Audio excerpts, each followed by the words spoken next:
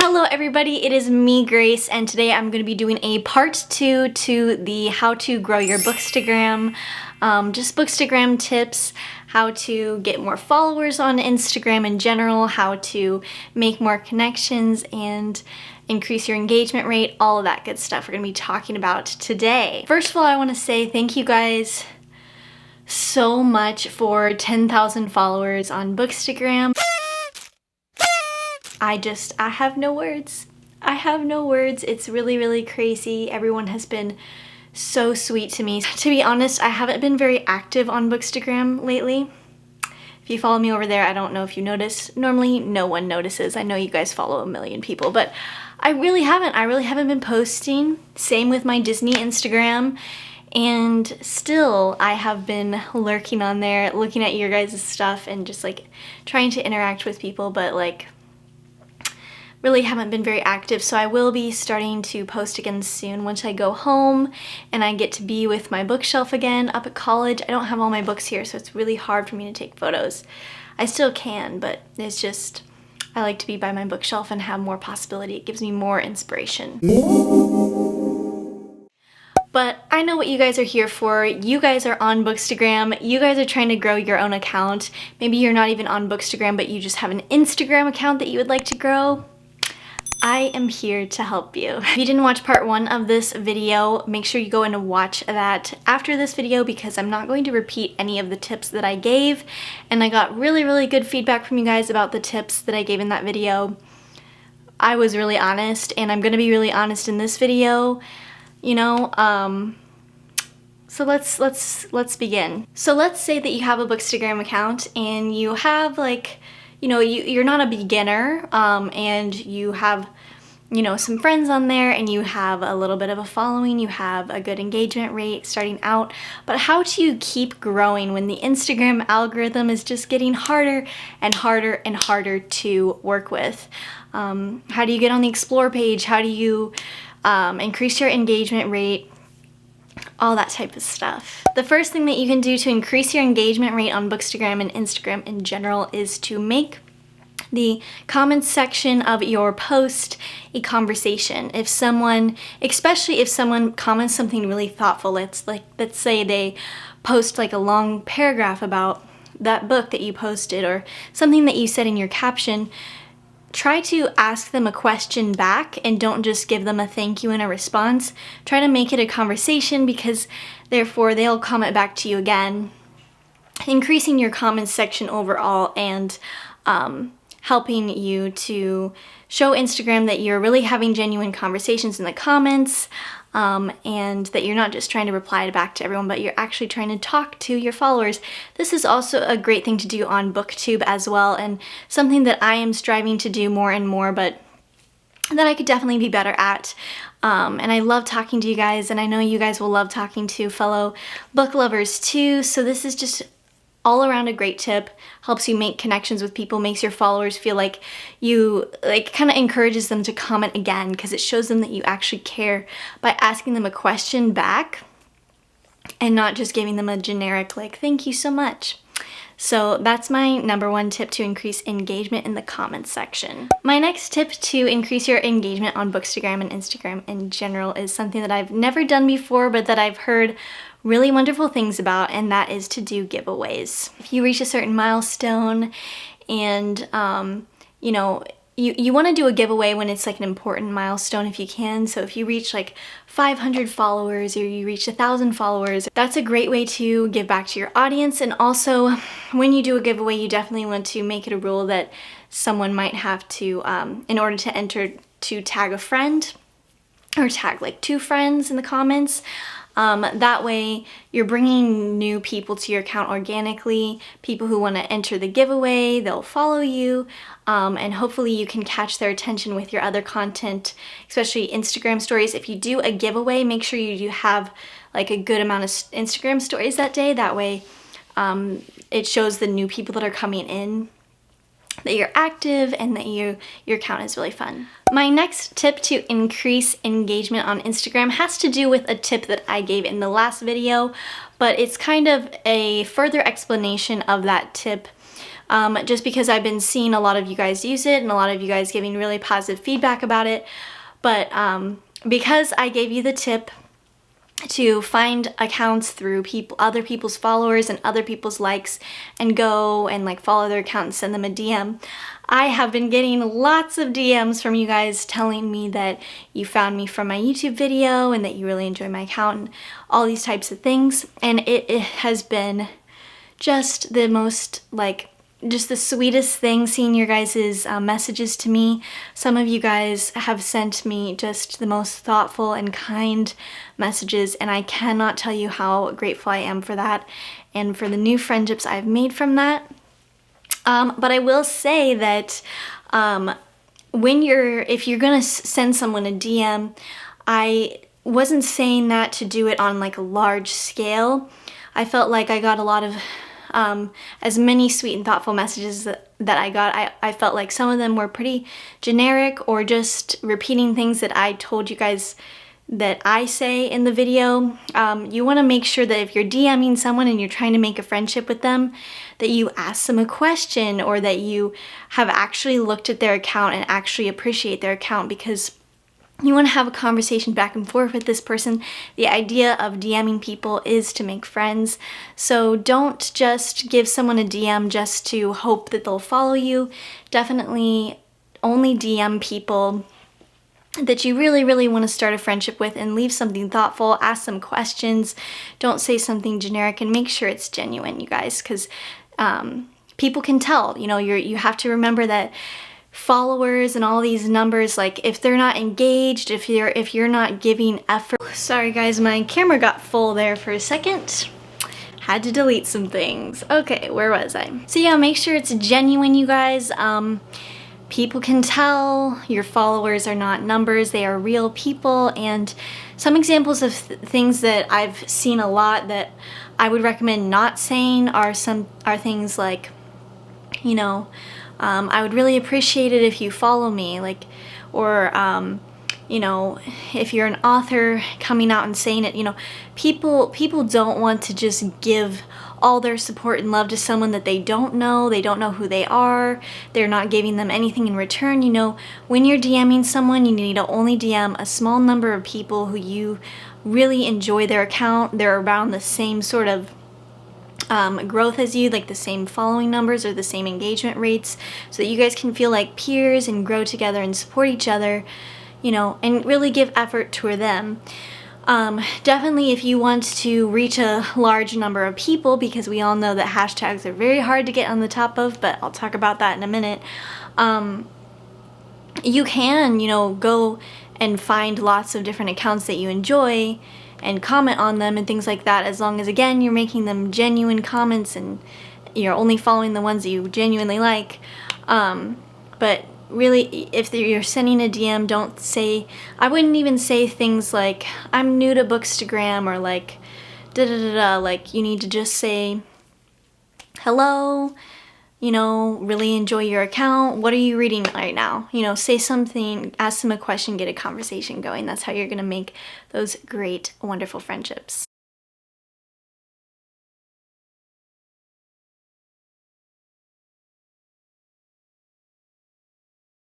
And on that note, I so appreciate your guys' thoughtful messages. Just so you guys know, I have been getting just a ton of DMs from you guys, and most of it I feel like is because of that video, and a lot of them have been just so sweet and so thoughtful. So I'm sorry if I can't have that full conversation back and forth with some of you, or if I don't see it, it's just because of the sheer number of DMs I'm getting because of that video. My next tip has to do with Instagram stories. Now, Instagram stories are extremely important nowadays. I would say a really active and engaged Instagrammer might post anywhere from 5 to 15 stories a day, maybe even more. I would say 10 stories a day is a really great number that I've seen in other accounts. Now, with that being said, that is so difficult to keep up with. I have like 2 different Instagram accounts that I'm trying to post stories on all the time, and I definitely some days don't post stories at all. Some days I just post one story that's like a repost. It's really, really hard, but especially if you just have one account, I think it's really great to utilize Instagram stories, and I'm going to share some of the Instagram story hacks that I have noticed increase my engagement. So one of the best ways to increase engagement on Instagram stories is by utilizing like polls and questions and things like that, and kind of having an interactive story that someone can almost play a game when they go through your story. So doing something like this or that. Would you rather live in Harry Potter world or Narnia? And then they click on the poll and it's like a series of that, things like that. Or you know, just different bookish questions or Instagram questions if you don't have a Bookstagram that relate to your niche are really, really wonderful in Instagram stories. A recent feature they have added in Instagram stories is music, which is so huge. If you can add a like really calming or just fun aesthetic song that goes along with your Instagram story, especially one that not a lot of people use, I think it's extremely effective and really catches people's attention. Another tip I have for Instagram stories is to vlog on your Instagram stories. People love seeing that. People love seeing a face to the account, especially if you're a Bookstagram and all you post is books. Vlogging on your camera every so often and talking directly to your audience, you know, being a little bit more personal and opening up on there is just not like, you know, you only have a short amount of time to talk on there, but just letting your audience know if you've had a bad day or if you're in a book slump or, you know, whatever else, or just vlogging something fun on your story is extremely good for engagement. People love seeing faces in photos.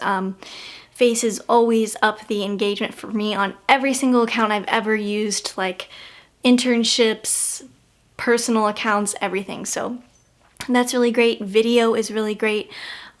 TikTok is a wonderful resource if you want to repost some funny and interesting, engaging TikToks on there.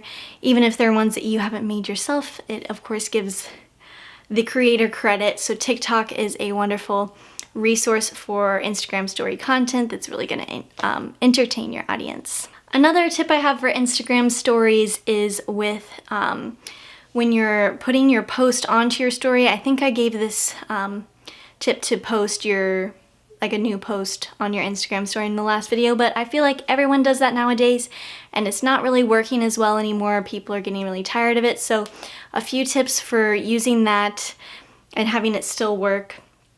Definitely post stories if you can, you know, teasing that there's going to be a new post. So you can do things like coloring over the page and just like erasing a little bit of it and saying sneak peek of tomorrow's post.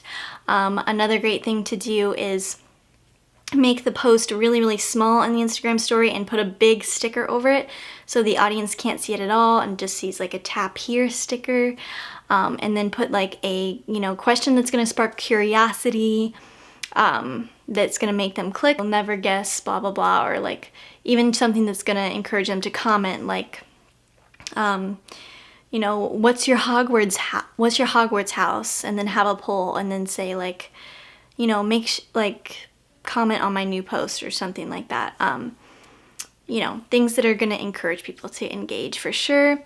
And there's different creative ways that you can design a story with a post button that it might pique people's interest. So make sure to keep it fresh and new and don't do the same thing every time. It's funny because I'm giving you guys these tips, but a lot of them I don't even use myself. I have used them myself in the past, but I definitely don't put them into practice. So I know this can be kind of overwhelming, guys, so I just want to acknowledge that and hope that you guys know that you don't have to do all of these things every single day to have a successful account. I have been barely active on my account and still have managed to, you know, keep up with the community and have a successful account. So don't worry about that too much, you guys, but just giving all the tips I can.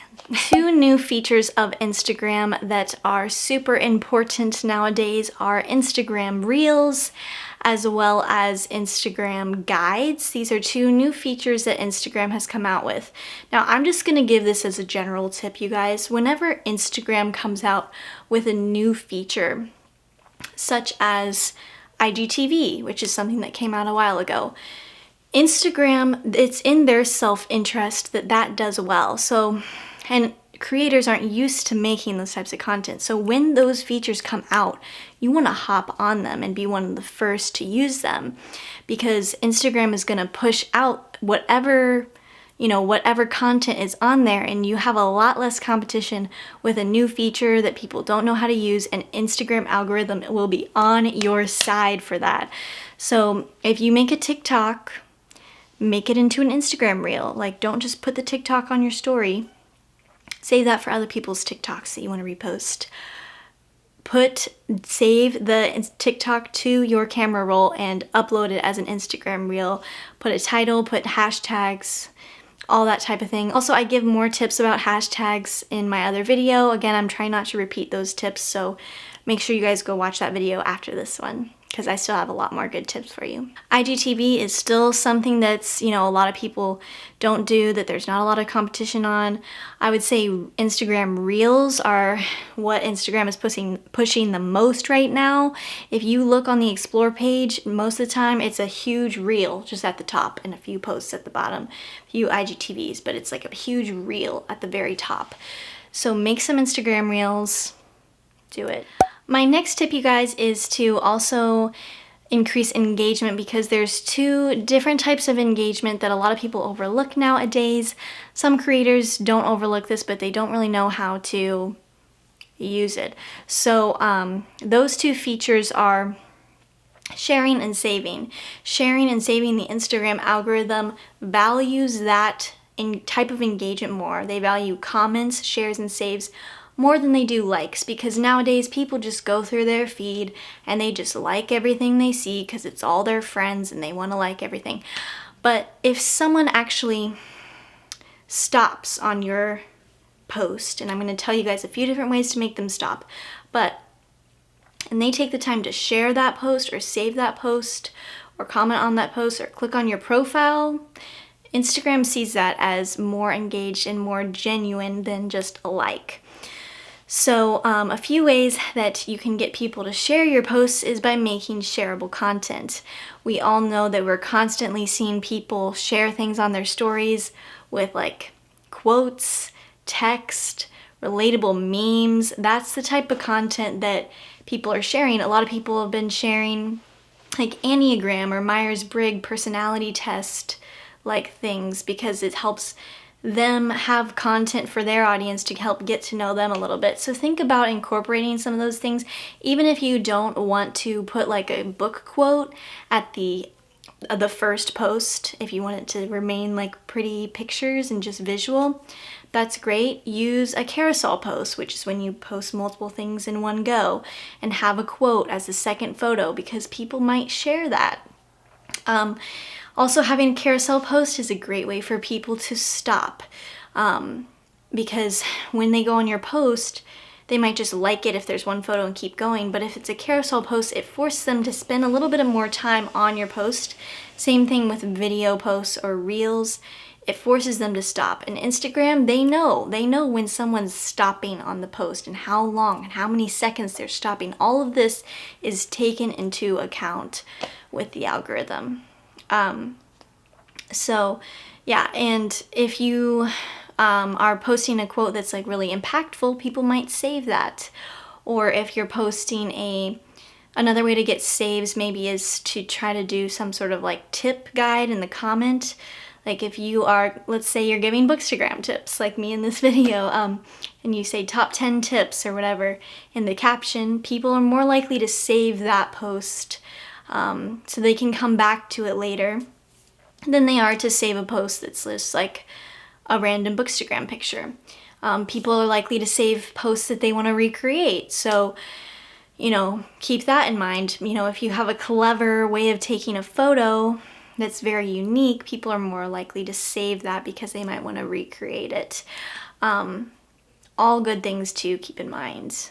My next tips are things that are good to do now that are going to help you in the future if you keep going with your account and keep growing your account. If you've been on Bookstagram for a while, these are really good things that I promise will help you in the future, aka my regrets. Number one is to occasionally post things that are not Bookstagram related. And why I say this, like, think about all the hobbies that you have, you know, and think about how often you're changing those hobbies, how often you get in reading slumps where you're not as into reading sometimes and other times you are. You know, incorporate just one other hobby occasionally into your feed. Because although you might post that and you might lose a few followers at the time and you might, you know, it might not do as well, the reason why it's so important to do that is because when new people come to your account, they look at your feed and they see those few posts that are different. Then they follow you with it in mind that they're gonna get that sometimes.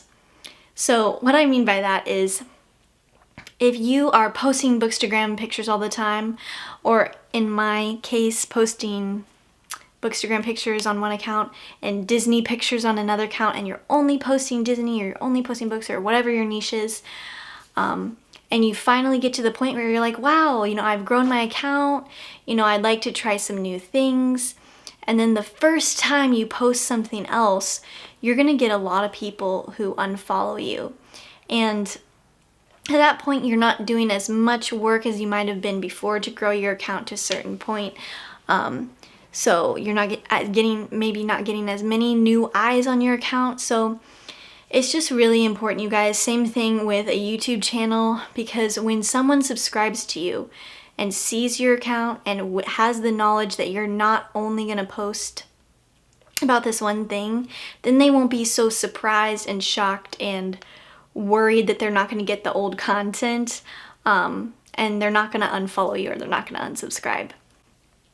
So I think that's something that's really important, that might be a little bit hard at the time or might be a little bit scary at the time, but I promise you, if you incorporate it every once in a while, you're going to attract people that are into multiple of your hobbies, and you're going to, in the long run, lose less followers if you decide to do that later. It just gives you a lot more options.